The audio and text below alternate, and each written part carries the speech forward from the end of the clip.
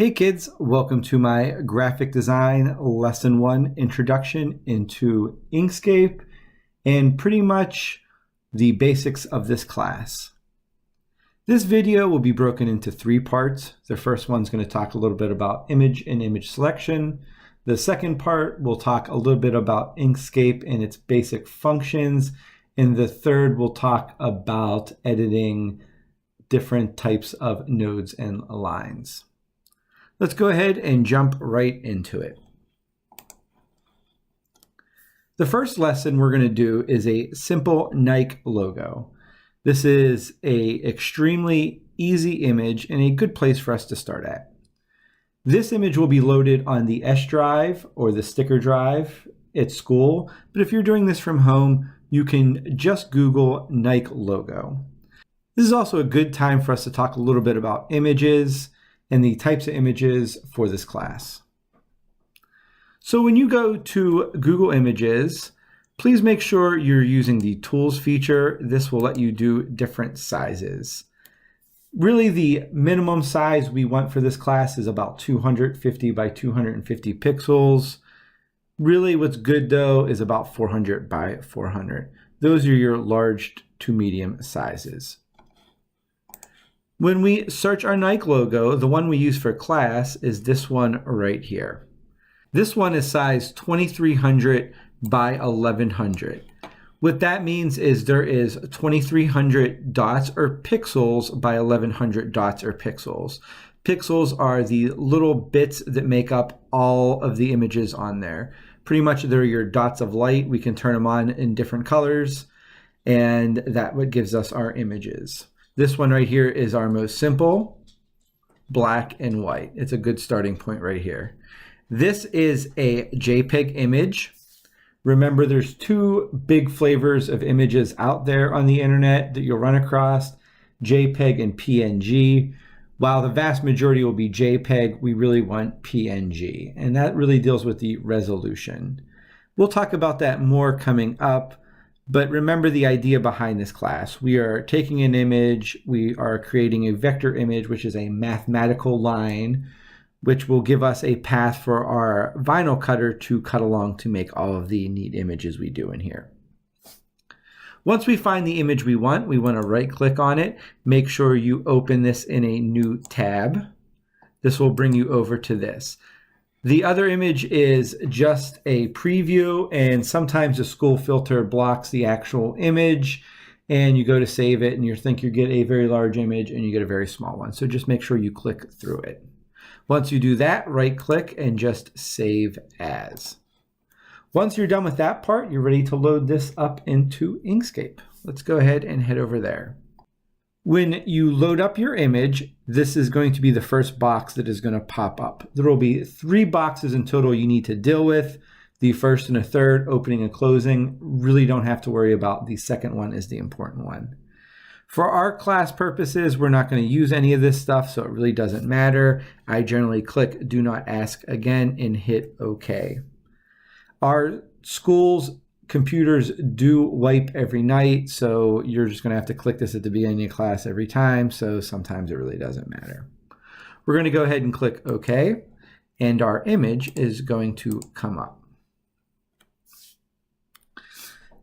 Right now we're looking at Inkscape right here, and throughout the next couple of lessons we're going to break down what a lot of this has to do. For this lesson we really have to worry about the arrow or selection tool and the zoom in, zoom out tool. So these are really the only 2 you really have to worry about for this moment. Let's look at this image here. Let's go back to our resolution. What does that mean? I'm going to hit my zoom right here, and if you look over, there is a zoom to select window. If I click on this, I can just drag a window and that'll zoom into that part. And I can keep doing that and getting closer and closer. This is resolution right here, the difference between this black color and this white color. In a PNG image, no matter how close I get, that line will always be straight. That is just a difference in the compression techniques used between a JPEG and a PNG. What we're ultimately doing is creating a line that's going to trace the edge of this image. So the less resolution that you have, or the wider this grayish area is going to be a wigglier line down the road. The wigglier the line, the more work you're going to have to do the next step. So it really does benefit you to find a real high resolution image here to work with. A little work now will be a lot less work down the road. Let's zoom out. Here's some helpful mouse hints. If you hold the control key down and the scroll wheel, you can zoom in and out. So control, and I'm just using the scroll wheel right here. If I hold the mouse button down, it'll pan. That's very helpful because how I zoom, you'll notice wherever I hold my mouse arrow, that's where it zooms into. This is very helpful when we get into editing, but sometimes you can get lost. If you hold that middle mouse button down, you can pan. Let's see that resolution in real-time work. What I'm going to do is go back to the arrow or selection tool. I'm going to click on the image. Make sure you do. You'll see the little arrows here. We can resize it. But again, because the resolution doesn't matter how big or small we make it, we still have that same resolution at the lines. I'm going to go up to the top here under Path. And the third one down here is Trace Bitmap. I want to click on that, and that's going to bring up a separate box.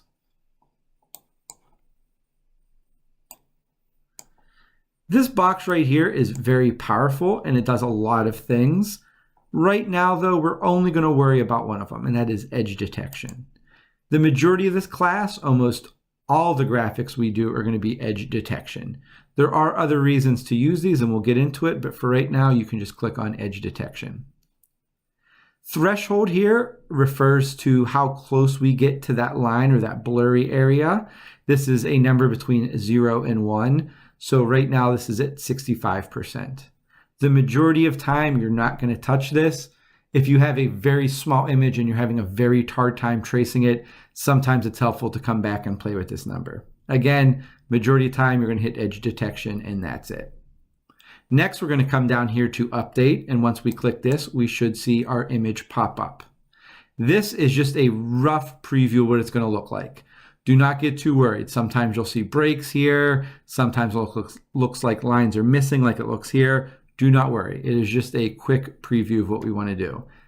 If you cannot see your image, it's almost certainly it's because you didn't select the image behind here. You can, while this box is open, still go back here and click on it and hit update again.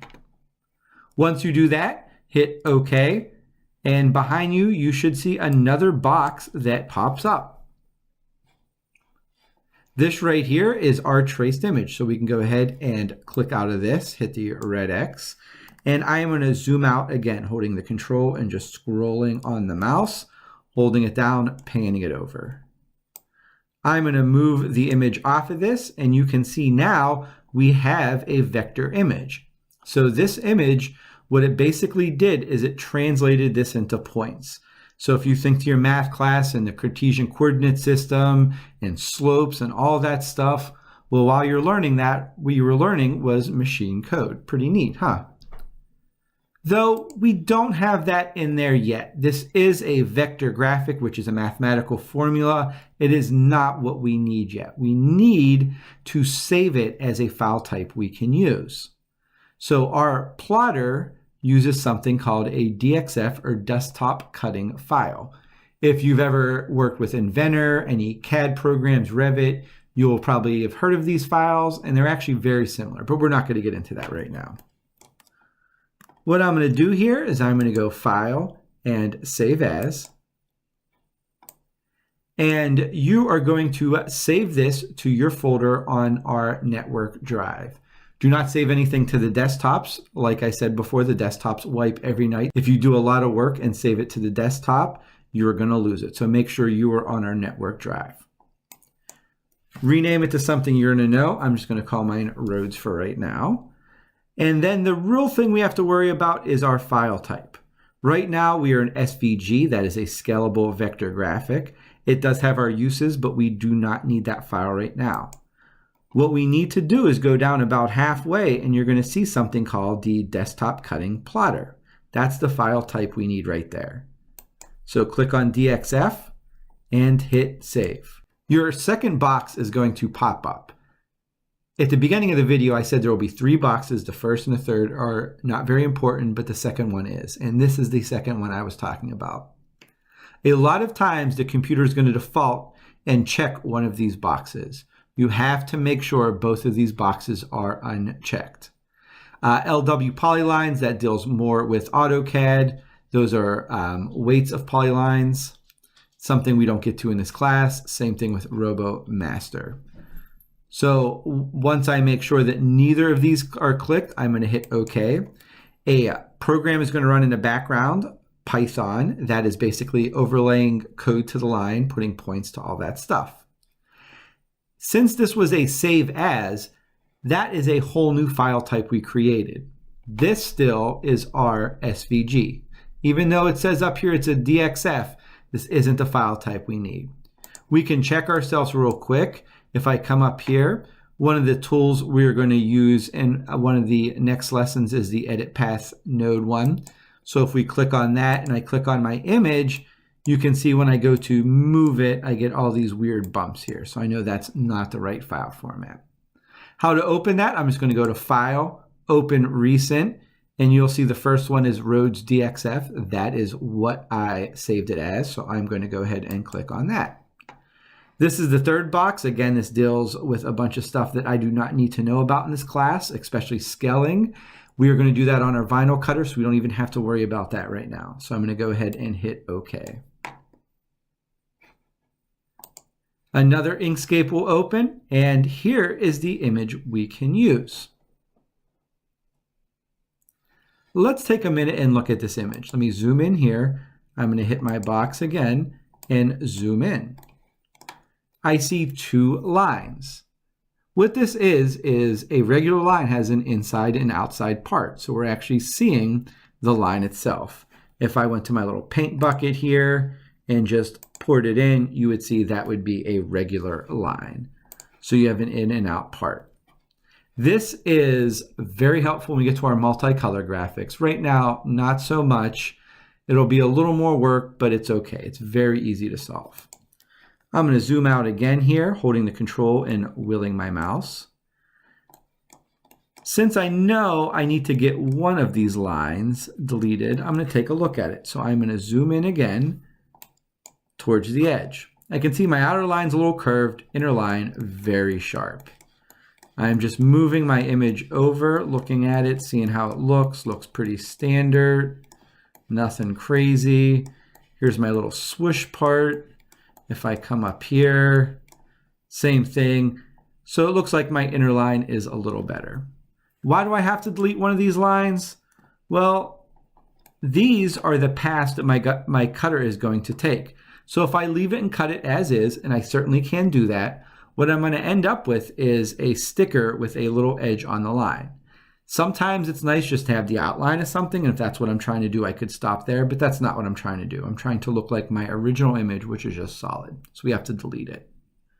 I'm going to zoom in a little closer to do this. There is 3 major ways you can delete in this class. First one is just hitting our little arrow key here, and if we select on one of the lines, you're going to see it's going to select part of it. This is called a segment. If we want to get rid of a segment, all we have to do is hit delete. I can just go around, click, delete, click, delete, click, delete. And that'll certainly get the job done. Might take a little longer than I like. Another way I can do it is by dragging a box. Now, one thing with the box here, let's find a little smaller segment here.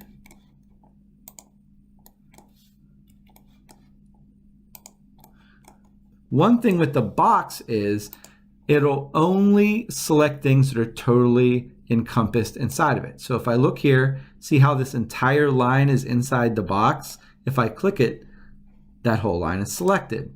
If I only do part of the line, it won't select it. That's very helpful if I have little dots and little things I have to clean up. I don't think for this application it's going to be very helpful. So we can just click off of it. The easiest way is using another little tool over here, which is our erase tool. If I click on it, there's one thing I always have to look at. A lot of times our erase tool will select to cut out from an object. This does something we don't want it to do. We just have to make sure it is selected to delete objects touched by eraser. So it's selected by my red X here, and you'll see anytime this comes across one of the nodes or segments, it'll delete it entirely. So I can just go over there like that. One thing to watch. You don't want to get too crazy with this. I know sometimes we get frustrated and it's fun to just squiggle out lines here. This, a lot of times when we do it, can cause your computer to crash. So if you're working on something, you've put a lot of time and effort into it, and you haven't saved in a while, you have to be careful.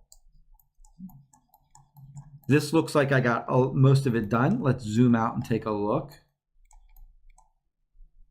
And then all I got left here is this little part. So I'm going to zoom in here, go ahead and click on that, hit delete, or I could use my erase toolbar, select it on the red cutout. I can go over there and just select. It's helpful to use the zoom here a lot because these lines sometimes get close together. If you do make an error and delete something by accident, simply use Control-Z to undo, or the undo arrow right there. My image looks pretty good at this point. I am pretty happy with it. Everything looks pretty good. All of the lines look pretty straight. If I did want to edit any lines, I would use the Edit Pass by Node tool here. And on the next lesson, we're going to look at a very bad image and how to edit that. At this point, I can go ahead and hit Save or File Save As. It'll bring up that box again. Anytime I save, this box will come up. Make sure both of these are unchecked. Again, if one of these are checked, this can screw up all the work that you did. Once you're happy both are unchecked, hit OK. The file is loaded on the server, and it is time to cut it. So for right now, congratulations. You have traced your first image. You've created it to the proper file format. You actually used a program to overlay some code to make a cutting path, and you are ready to make your first sticker. I'll see you in the next lesson.